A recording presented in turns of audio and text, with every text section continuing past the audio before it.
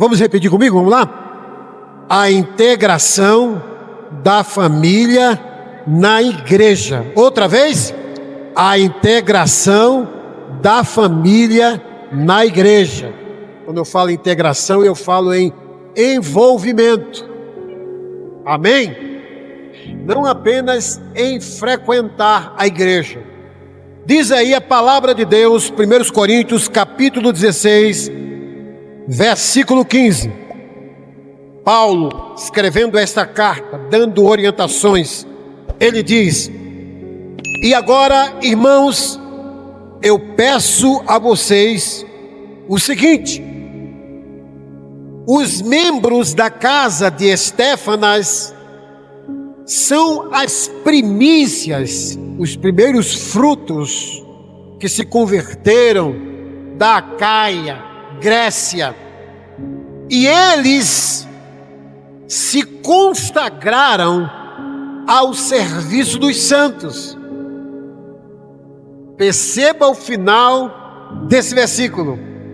E eles se consagraram ao serviço dos santos. Todos da casa de Estéfanas se consagraram ao serviço dos santos, à obra de Deus. Então perceba que esta igreja, ou essa família, era uma família completamente envolvida no reino de Deus, na igreja de Cristo. Podem se assentar. E o apóstolo aqui está fazendo elogios para essa família. Queridos irmãos, a igreja, ela não pode resumir em um lugar para se frequentar. Porque geralmente quando a gente encontra alguém que a gente conhece, e a gente faz essa pergunta: você está frequentando que igreja? Ah, eu estou em tal igreja, eu frequento tal igreja. Essa mentalidade de frequentadores de igreja, ela é danosa, ela é prejudicial. Porque eu posso frequentar um shopping center e de repente acontecem algumas mudanças que eu não gostei daquelas mudanças. E aí eu deixo de frequentar aquele shopping center. Então a ideia de frequência não é uma ideia de comprometimento, se bem que o comprometimento resultará em frequência. Porque infelizmente essa mentalidade de frequentadores de igreja é uma mentalidade muito egocêntrica, comercial, descartável. Porque se algumas coisas agradáveis começarem a acontecer na vida da igreja, eu deixo de frequentá-la. Se eu tenho algum problema de relacionamento com a liderança da igreja, eu deixo de frequentá-la. E nós, geralmente, não fazemos assim no nosso casamento. Quando eu tenho um problema com a minha esposa, eu não vou abandoná-la, eu não vou deixá-la. Eu preciso me sentar com ela, conversar com ela, orar, resolver o problema e permanecer casado. Da mesma forma também na igreja, a família de Deus. Eu não devo deixar de participar de uma igreja porque eu tive um problema de relacionamento nessa igreja. E aí eu desapareço, deixo de frequentá-la. E isso está errado.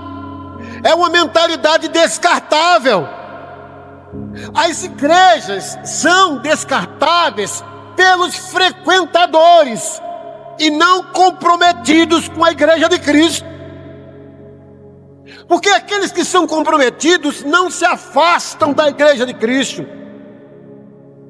Elas estão sempre envolvidas integradas na programação, no trabalho da igreja. Queridos irmãos, essa mentalidade descartável, ela está na maioria dos crentes hoje que frequentam as igrejas. E você e eu não podemos ser apenas frequentadores de igreja, mas comprometidos com a igreja de Cristo, porque esta é a vontade de Deus. Amém? Então vocês perceberam que o apóstolo Paulo está fazendo um elogio para a família de Estéfanas, que estava completamente envolvida na obra de Deus. E naquela época não havia um templo local. Eles se reuniam nas casas.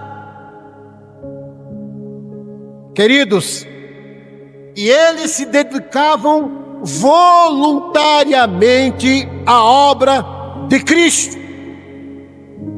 Queridos, Deus conta com a sua família e com a igreja para a realização dos seus planos em relação à salvação do homem. Podemos ver, irmãos, na Bíblia, várias famílias que se envolveram na obra de Deus. Por exemplo, Áquila e Priscila, no capítulo 18 de Atos, o apóstolo Paulo chega a Roma e conhece esse casal, conquista esse casal para Cristo. E o imperador de Roma baixa um decreto, um homem chamado Cláudio, expulsando todos os judeus de Roma, convertidos e não convertidos. E entre eles estava justamente Priscila e Áquila.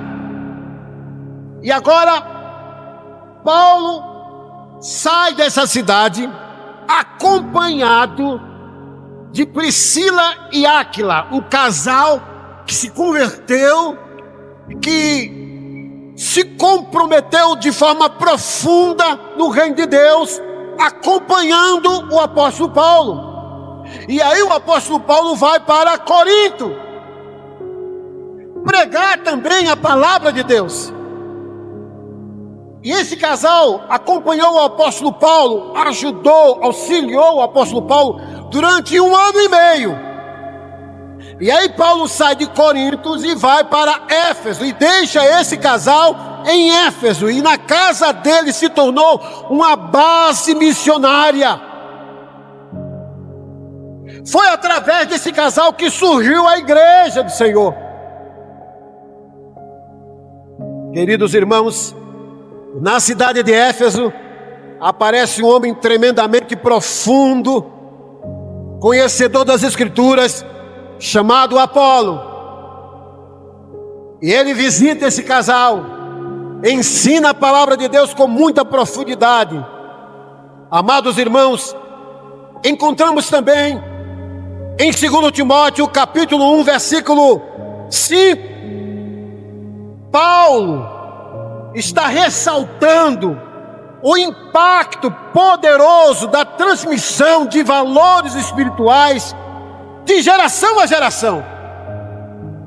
Quando ele diz no capítulo 1, versículo 5 de 2 Timóteo: lembro da sua fé, Timóteo, sem fingimento. Timóteo era líder, pastor da cidade de Éfeso. Lembro da sua fé sem fingimento, a mesma que primeiramente habitou em sua avó Lóide e em sua mãe Eunice, e estou certo de que habita também em você. Agora veja o versículo 6, ele diz assim: por esta razão, por esta causa, porque você tem uma fé sem fingimento, porque você recebeu um legado maravilhoso da sua avó, da sua mãe.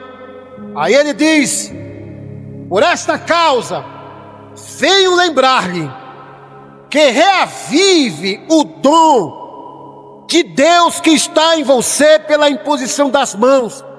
Por esta causa, eu peço que você reanime, que você se envolva, que você receba uma espécie de avivamento pessoal para a realização da obra.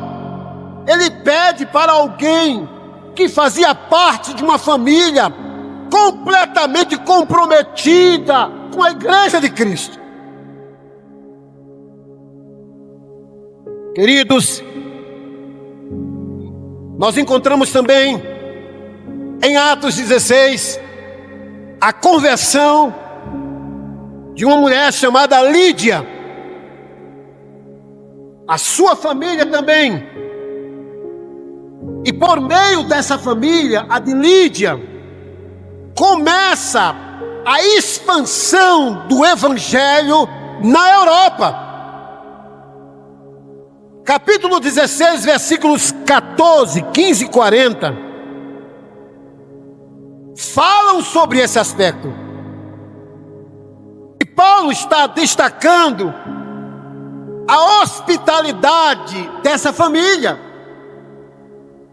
mostrando como o engajamento no evangelho mostra uma fé autêntica que gera transformação, comunhão e serviço aos missionários. Perceba que a família e a igreja estão intimamente relacionadas. A igreja só existe por causa das famílias. E não pode haver separação entre família e igreja. É impossível separá-las. O descaso para com a igreja revela o descaso para com a família, pois dispensar o que a igreja tem a oferecer à família é uma atitude, no mínimo, irresponsável dos que a dirigem. E esse descaso para com a igreja de Cristo, o descaso de muitas famílias, é a prova mais concreta, real, do descaso para com a igreja. Podemos ser considerados até mesmo como sintoma da degradação da fé. Quem despreza a família, quem despreza a igreja, está revelando um sintoma da degradação da fé, que Paulo diz aqui em 1 Coríntios capítulo 5, versículo 8, 1 Timóteo, aliás: se alguém não tem cuidado dos seus irmãos em Cristo, e especialmente dos da própria casa, os seus familiares, duas famílias, a igreja e a família humana. Ele diz que o desprezo para com a igreja, os membros da igreja e os membros da família é uma espécie de degradação da fé. E aí ele conclui o versículo: esse que desprezou a igreja de Cristo, que despreza os membros da própria família, que não cuida, que não se responsabiliza com os pais, os filhos, que não estão nem aí pela família, é pior do que o descrente. Olha que coisa terrível, irmãos. Crentes piores do que os descrentes, porque tem descrentes que cuidam mais dos seus familiares. Tem descrentes que são mais comprometidos com a sua religião do que muitos que se dizem crentes. Paulo está reprovando isso aqui, amados irmãos. Mas vejamos a necessidade dessa integração, esticamos o exemplo de Josué, quando ele disse: eu e minha casa serviremos ao Senhor. Quando Josué toma essa decisão, é porque ele já havia tomado essa decisão na sua casa, juntamente com os membros da sua família. Ele não estava fazendo uma imposição para a sua família. Ele estava dizendo: primeiro eu e a minha casa serviremos ao Senhor. Aleluia. Queridos, à luz das Escrituras, como deve ser entendida e desenvolvida a integração da família na igreja?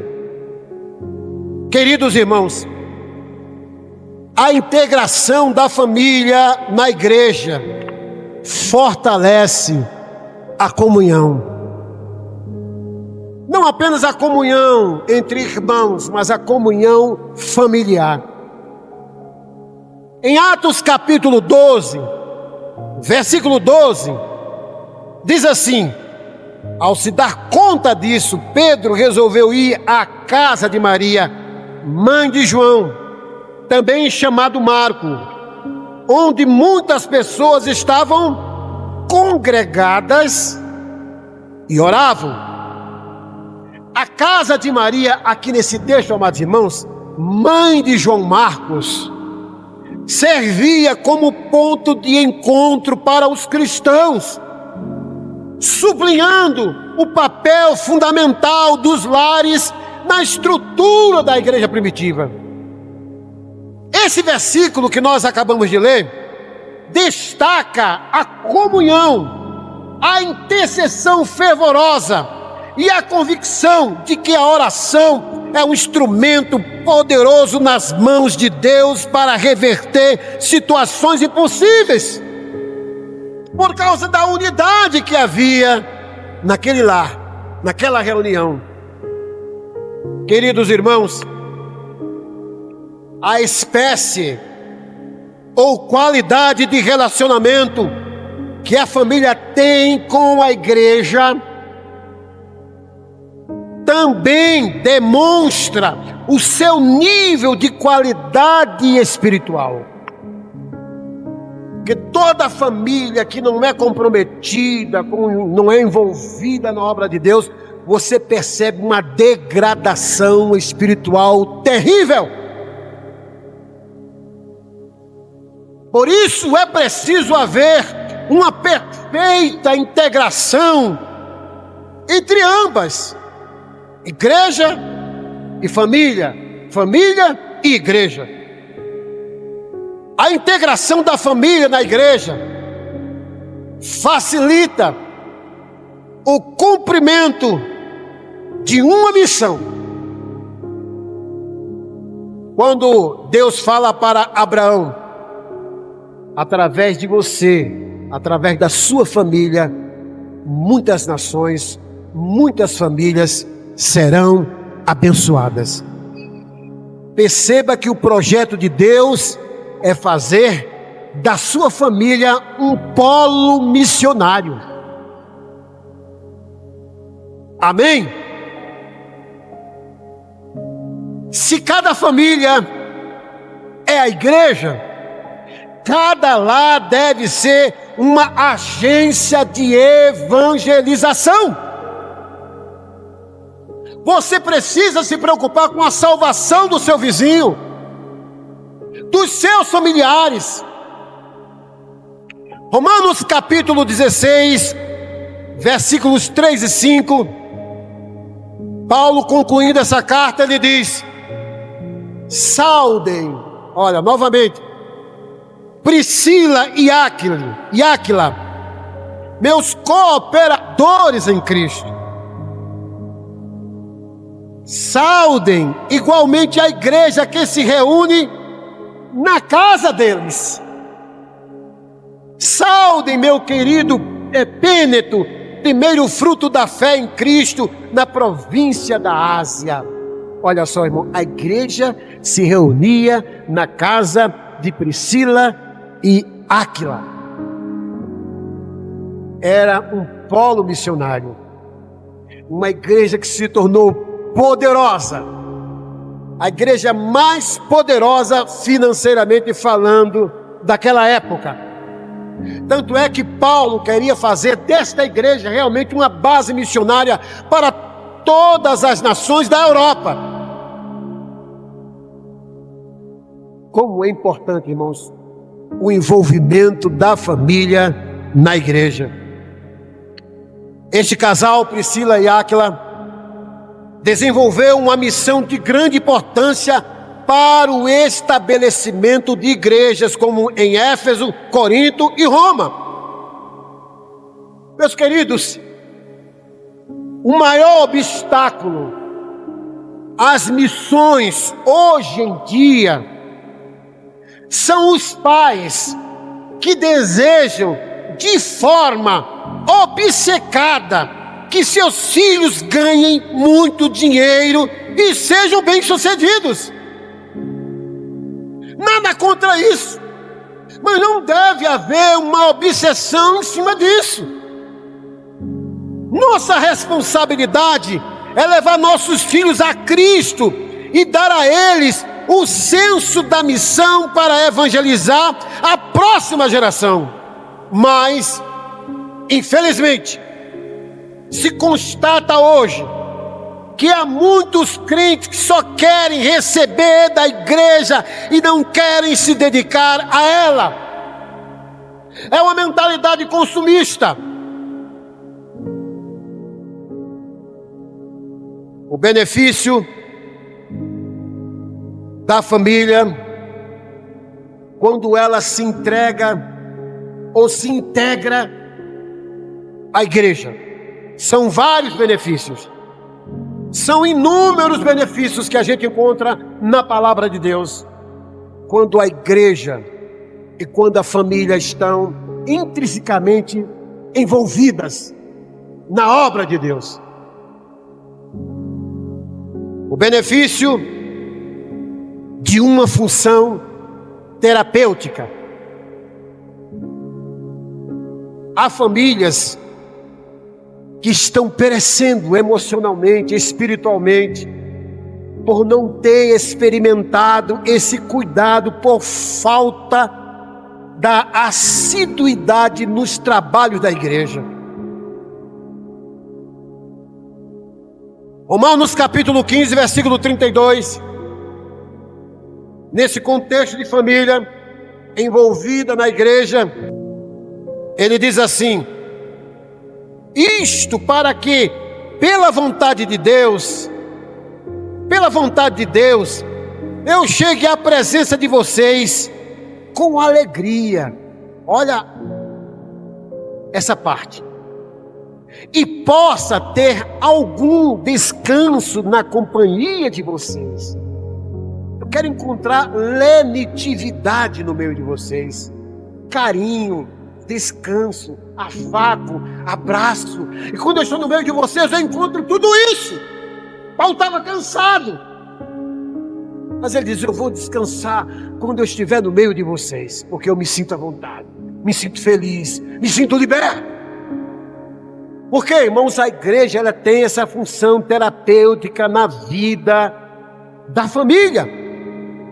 2 Timóteo capítulo 1, versículo 16, ele diz para Timóteo: que o Senhor conceda misericórdia à casa, à família de Onesíforo, porque muitas vezes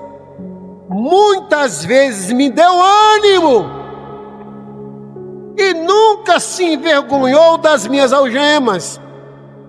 Paulo, trocando em miúdo, está dizendo: muitas vezes eu me senti desanimado, abatido, pensando em desistir de tudo e da própria vida, como ele já disse.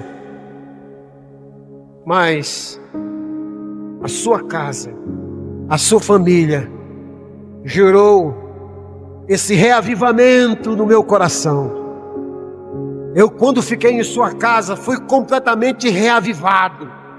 Saí cheio da graça, saí confortado, incentivado da parte de Deus, da parte de vocês, para continuar a obra de Deus. Querido, na igreja nós encontramos esse afago, essa função terapêutica. Quantas vezes vocês já chegaram aqui abatidos, e alguém percebeu e foi lá e deu um abraço, e disse: irmão, estou percebendo que você está abatida, e de repente começou a orar por você, e você saiu do culto reanimada.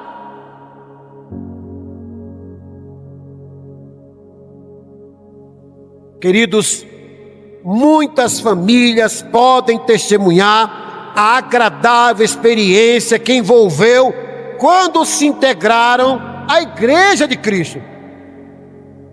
Possibilitou também novas amizades. Que nós precisamos de amizades sinceras. E só na Igreja de Cristo, irmãos, é que podemos encontrar essas amizades. Se bem que hoje está difícil, mas essa é a finalidade. Olha só, irmãos, amigos que eu tenho: Ângelo, pastor Helder, sua esposa, e vários irmãos de vocês aqui. São novos irmãos, amigos, e nós, quando nos envolvemos na obra de Deus, nós ganhamos novos amigos. Nós precisamos disso, a nossa família precisa disso, os nossos filhos precisam de amigos que temem a Cristo, para que sejam influenciados positivamente. Em Atos capítulo 2, versículo 42 em diante, você vai ver a igreja unida, uma família unida buscando a Deus. O outro benefício que nós encontramos é o benefício de estabelecer laços familiares. Por exemplo, de repente você é uma pessoa que é solteiro, você começa a frequentar a igreja, começa a se envolver, e de repente conhece alguém interessante. De repente Deus dirige você a um casamento. A igreja possibilita isso, porque lá fora, irmãos, é difícil, é perigoso procurarmos um companheiro ou uma companheira. Mas na igreja de Cristo, essa possibilidade, ela é real. O outro benefício, irmãos, que a igreja, quando tem os familiares envolvidos nela, nos trabalhos, é o benefício de preparar bons cidadãos para a sociedade. A igreja, ela é a única que transmite os valores do reino de Deus. E a nossa sociedade precisa ser impregnada desses valores. Mas ela só vai ser impregnada quando nós formos impregnados também desses valores. Todo cristão verdadeiro, ele é um patriota, independente do seu partido. Ele quer o melhor para a sua nação. Ele é um bom comandante da polícia, do exército. Ele é um bom soldado. Ele é um bom patrão. Ele é um bom empregado. Ele não anda fazendo bagunça, quebrando as coisas. A igreja tem essa função de formar patriotas. O outro benefício que encontramos quando a família está envolvida na igreja é o benefício de ser socorrido nos momentos de dificuldades financeiras. Amém? Irmãos, quantas vezes eu já fui socorrido? Devendo 12 meses de aluguel. Não disse para ninguém. Angustiado. O que é que eu vou fazer, Senhor? E aí um determinado irmão, ele me chamou e disse: Deus tocou no meu coração e passou um cheque para mim, que era justamente a conta certa dos 2 aluguéis que estavam atrasados.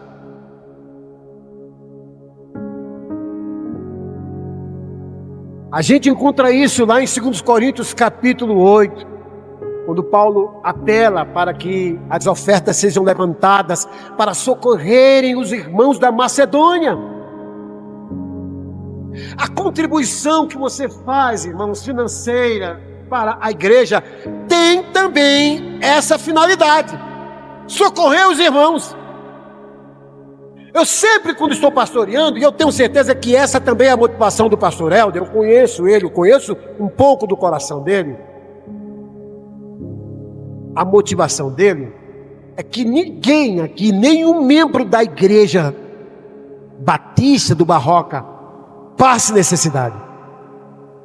Eu duvido que um de vocês vai sofrer, passar necessidade. Eu tenho certeza que a igreja fará alguma coisa para aliviar as suas cargas. Então essa é a importância também de você ter a sua família envolvida, integrada na igreja. Mas, infelizmente, existem alguns empecilhos que impedem a integração da família na igreja. Infelizmente, a integração da família sofre muitas vezes a interferência de problemas que trazem seríssimos prejuízos. Primeiro empecilho, são diversos. Eu vejo apenas 3 aqui, mas são diversos. É o empecilho do desinteresse na assiduidade nos cultos. Hebreus capítulo 10, nós encontramos uma advertência para que possamos nos envolver nos cultos, nos trabalhos da igreja. Não deixemos de nos congregar, de nos reunir, como é o costume de alguns. Muitos estão acostumados a frequentar igrejas, mas não a sua igreja.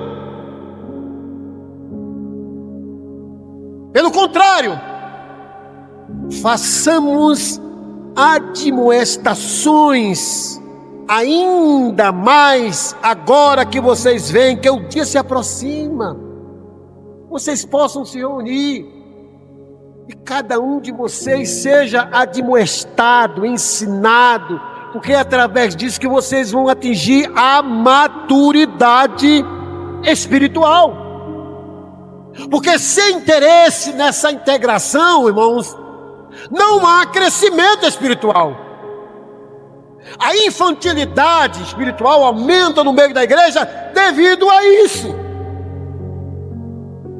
1 Pedro capítulo 2, versículo 2 diz assim: como crianças recém-nascidas, desejem, queiram o genuíno leite espiritual, para que por ele lhes seja dado crescimento para a salvação. Sem este desejo de participação nos cultos, dos trabalhos da igreja, não há crescimento espiritual. Não podemos nos iludir, porque o evangelho que nós vivemos hoje é um evangelho de muita respeitabilidade dominical, mas também de muita negligência semanal. Abençoada é a família que participa constantemente e prazerosamente das atividades de sua igreja.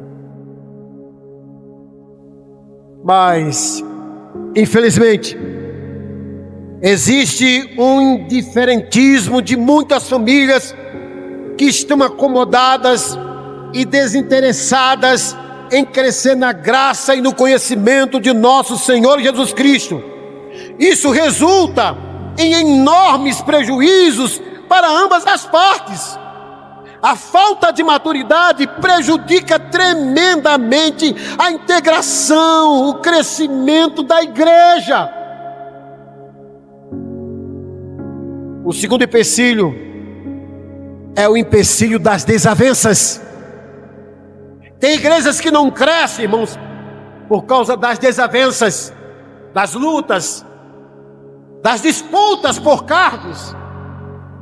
Alguém chega para visitar uma igreja, e aí ela, vou ficar aqui uns 10 dias para ver, para conhecer a igreja, e de repente ela percebe uma luta, uma briga, uma disputa, uma desavença entre irmãos. Qual é a decisão dessa família? Vou cair fora dessa igreja. Eu mesmo já pastorei a igreja que tem esse problema. Por isso que Paulo, irmãos, lá em 1 Coríntios, quando ele está orientando sobre a ceia, ele diz: eu estou informado, e eu tenho certeza que isso é verdade, que existem divisões entre vocês. Vocês não estão se reunindo para melhor, mas para pior. Aí ele diz no capítulo 3, uns dizem: sou de Paulo, eu sou de Apolo, eu sou de Pedro. E o grupo mais espiritual, que era o mais perigoso, ele dizia assim: eu sou de Cristo. Esse grupo, irmãos, quando dizia eu sou de Cristo, sabe o que querendo dizer? Nós não somos pastoreados por seres humanos, somos pastoreados somente por Cristo e mais ninguém. Mas Cristo nos pastoreia através de pastores humanos.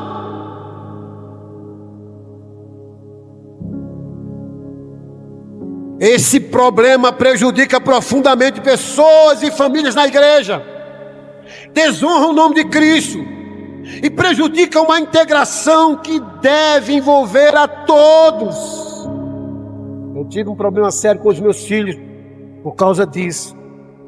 Aconteceu numa igreja aqui em Minas Gerais, um grupo injustamente se levantando contra nós.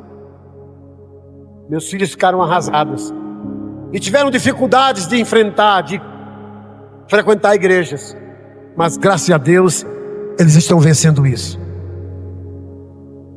O outro empecilho que nós encontramos, irmãos, é o empecilho da secularização.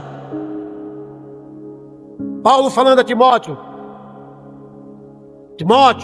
Demas era o meu companheiro, mas ele se deixou ser iludido pela cultura desse século.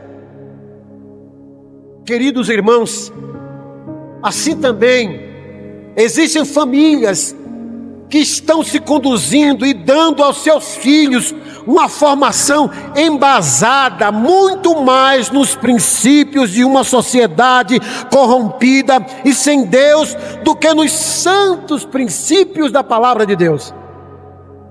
O quarto empecilho é o empecilho da interferência da mídia.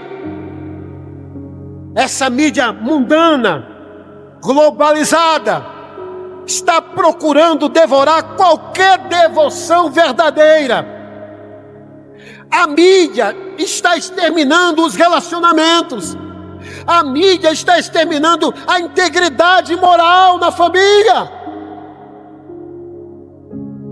Uma das coisas que mais está prejudicando o relacionamento familiar é o celular. Até na hora da janta, do almoço, cada um está com o seu celular. O ano passado eu vi uma foto de 5 filhos que foram visitar a mãe, no dia da mãe. E ela sentada no meio, e cada um estava com o seu celular. Esqueceu da presença da mãe. O celular, irmãos, é uma bênção, mas a gente precisa saber dominar, controlar, usá-lo. Porque ele pode estar roubando a sua comunhão, o seu diálogo com o seu marido, com a sua esposa. É o marido que está assistindo o jornal e surge uma coisa muito urgente que tem que ser tratado naquela hora. E a esposa diz: marido, aconteceu algo terrível agora não, eu estou assistindo meu jornal.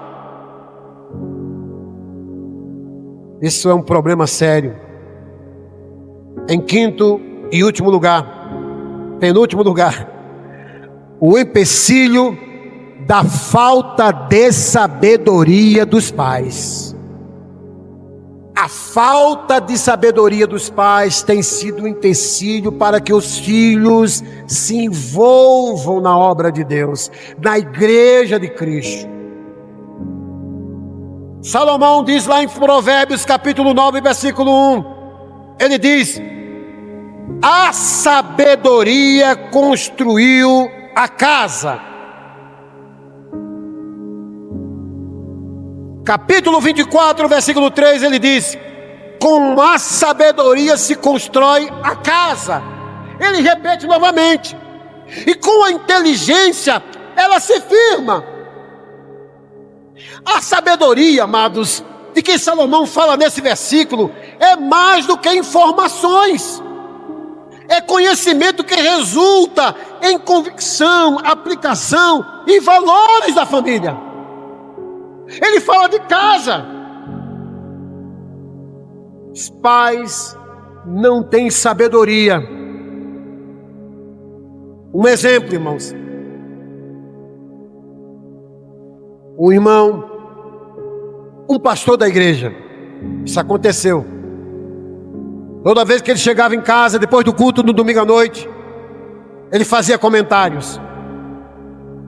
E aí ele dizia, na frente do filho pequenininho, ele e a sua esposa: aquele diácono é terrível. Aquele diácono tem duas caras. Ele é falso, é hipócrita. E o filho pequenininho ouvindo: eu não gosto daquele diácono porque ele tem duas caras. E o filho ouvindo. Quando chega no domingo, e o diácono era um dos donos da igreja, tinha o maior dízimo, sustentava a igreja. Ele era gente boa, mas ele tinha uns probleminhas de relacionamento. E aí a criança do pastor começou a correr na igreja, e o diácono procurou a criança e disse: epa, meu filho, aqui não é lugar de você correr, é a casa de Deus. Aí a criança olhou assim: bem que papai disse que o senhor não presta.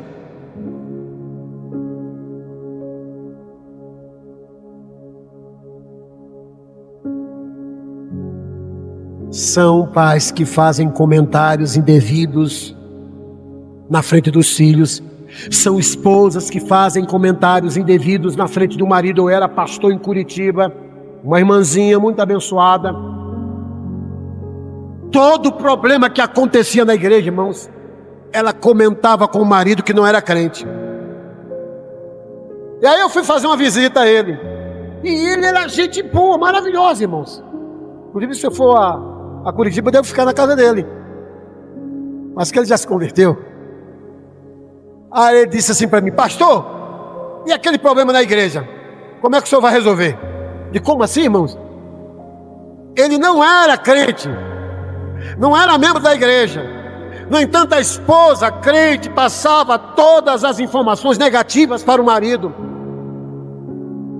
E ele não queria frequentar a igreja devido a essas coisas.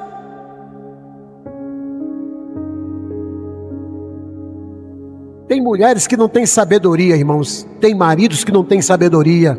Fazem comentários indevidos na frente dos filhos com a esposa. E os filhos crescem com essa algeriva. Eu não quero participar dessa igreja. Não quero ser membro dessa igreja. Isso impede, irmãos, que a família se envolva na obra de Deus. Por isso que eles criaram essa ideia. Os filhos que estão afastados, devido a esses escândalos, devido a esses comentários indevidos das esposas, dos pais, eles crescem dizendo o seguinte: a igreja está cheia de pessoas falsas. Eu mesmo, fora da igreja, sou mais crente do que aqueles que fazem parte dela. Em sexto e último lugar, o empecilho da supervalorização do lazer. Nada contra o lazer, inclusive, irmãos, Eclesiastes capítulo 3, 1, 4, 12, 13. Salomão diz que é muito bom você aproveitar a vida, alegrar-se, né, com as coisas que Deus te deu, o trabalho, através do resultado do seu trabalho. Divirta-se, mas faça isso com equilíbrio. O lazer é um dos principais investimentos e fortalece os relacionamentos, mas é preciso ter equilíbrio. O lazer não pode ter prioridade na escala de valores da família, para que a igreja do Senhor não seja prejudicada, porque tem famílias que estão na igreja que nem sequer têm a coragem de dizer não. De dizer não. Todos os domingos pela manhã. Eu não abro mão da pescaria no domingo pela manhã. Por isso que eu não participo dos cultos. Eu não abro mão de frequentar o meu clube no domingo pela manhã. Ou no domingo à noite. Quer dizer, a prioridade não é Deus, não é o reino de Deus, mas são as diversões. A gente precisa ter cuidado nisso, amados irmãos. Nada na escala de valores pode superar os valores do reino de Deus. Conclusão: Deus sempre usou famílias para a realização de todos os seus planos, inclusive para enviar Jesus. Ele usou uma família. Apesar das ameaças e prejuízos que a igreja e a família às vezes sofrem, somos confortados em saber que esta integração da família na igreja é sempre viável e prossegue vitoriosamente, graças à direção divina sobre ambas, graças à consagração de muitos que chegam a se arriscar pela causa de Cristo, não medindo esforços, como foi Priscila e Áquila, que arriscaram sua própria vida, dedicando sua vida, se integrando completamente na obra de Deus. Queridos, essa é a palavra de Deus para mim e para você, para que nós não tratemos a igreja de forma descartável. Você pode descartar qualquer coisa, mas menos a igreja de Cristo. Essa mentalidade, irmãos, é uma mentalidade comercial. Eu compro aquilo que me traz vantagem, aquilo que eu gosto, aquilo que traz resultado. No reino de Deus não é assim. Eu não posso descartar a igreja de Cristo. Eu não posso viver com essa mentalidade apenas de frequentadores, mas de participadores. Amém? Que Deus abençoe a cada um de nós nessa manhã, em nome de Jesus, amém.